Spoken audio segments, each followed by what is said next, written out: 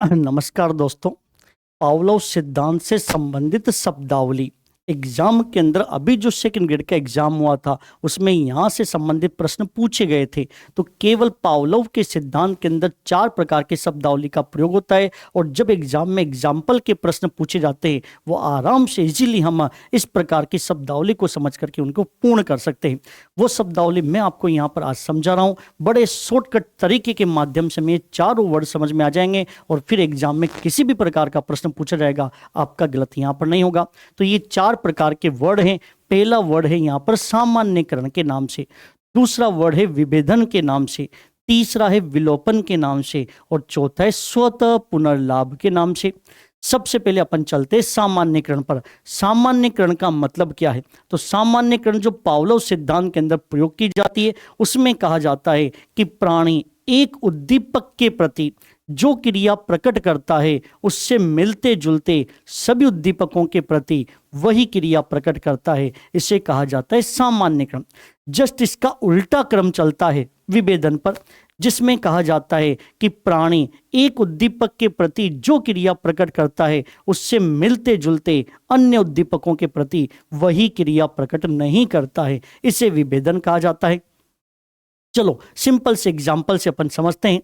एक बच्चे को लाल गुलाब का कांटा चुभ जाता है तो वो बच्चा लाल रंग की प्रत्येक वस्तु से दूर रहता है। बताइए इस प्रक्रिया को कहा जाता है। अब एग्जाम में प्रश्न ऐसे आएगा और 4 विकल्प लिख देगा, सामान्यकरण, विभेदन, विलोपन, स्वतः पुनर्लाभ। तो आंसर क्या आ गया? सामान्यकरण। क्योंकि मैंने कहा ना, एक उद्दीपक के प्रति जो कर रहा है सभी के प्रति वही करेगा। लाल गुलाब का कांटा चुभा तो बच्चा समझ गया कि लाल रंग की हर वस्तु जीवन में तकलीफ देती है, बच्चा लाल रंग की चीजों से दूर रहता है। चलो विभेदन की हम बात करते हैं। एक बालक को लाल गुलाब का कांटा चुभ गया तो बालक केवल लाल गुलाब से दूर रहता है, अन्य लाल रंग की वस्तुओं से दूर नहीं रहता। इसे क्या कहा जाता है? इसे विभेदन कहा जाता है। एक बच्चा गणित के अध्यापक के हाथ में डंडा देख करके डर जाता है तो वो बच्चा अन्य विद्यालय के अध्यापकों के हाथ में डंडा देखकर डरता है। बताइए इसे कहा जाएगा सामान्यकरण।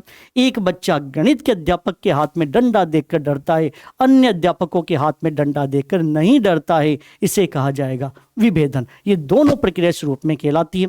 चलो विलोपन पर अपन बात करते हैं। विलोपन कहने का मतलब है कि कुत्ते के ऊपर प्रयोग जो पावलोव के द्वारा किया गया, उसके अंदर भोजन से लार आई और फिर घंटे से भी क्या हुई? लार आई। लेकिन आपने क्या किया? धीरे धीरे पावलोव ने भोजन को बंद कर दिया और केवल घंटी बजाई। तो घंटी बजाने पर लार तो आ गई, लेकिन वो क्या कंटिन्यू आई? क्या नहीं आई। धीरे धीरे वो लार विलुप्त हो जाती है।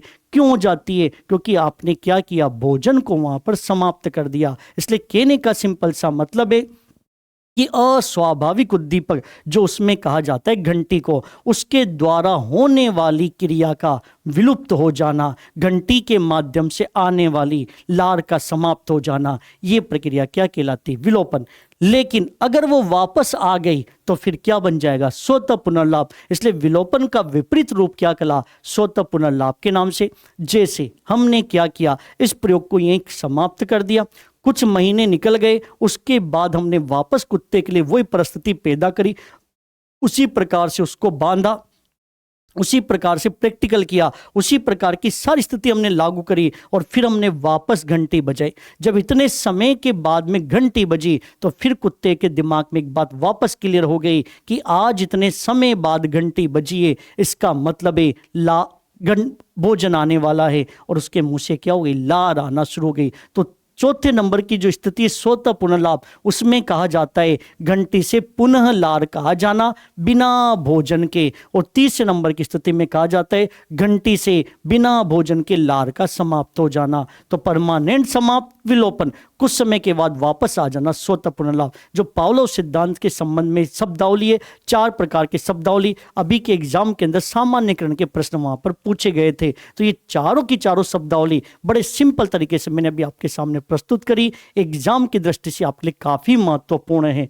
ठीक है, आज की क्लास आपके लिए यहीं पर। नमस्कार।